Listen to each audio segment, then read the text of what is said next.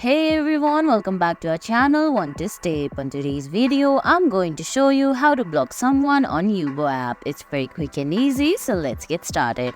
First, launch the Yubo app on your phone. If you don't have the app yet, you can get it from Google Play Store or the Apple App Store. Now, open the app and sign in. Now, on the bottom of your screen, you can see a few options. Tap on the second last option. There, you can find friends, request or discover. Okay, now all you have to do is find the profile you want to block.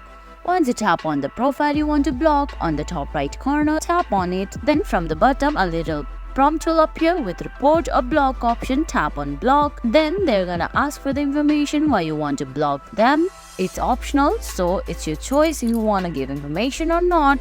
If not, then all you have to do is tap on the block option and select done. And guys, that's it. That's how you block someone on Yubo. I hope you found this video helpful. If you did, please give it a thumbs up, leave a comment, subscribe to the channel and hit that bell icon. See you in the next video. Thanks for watching.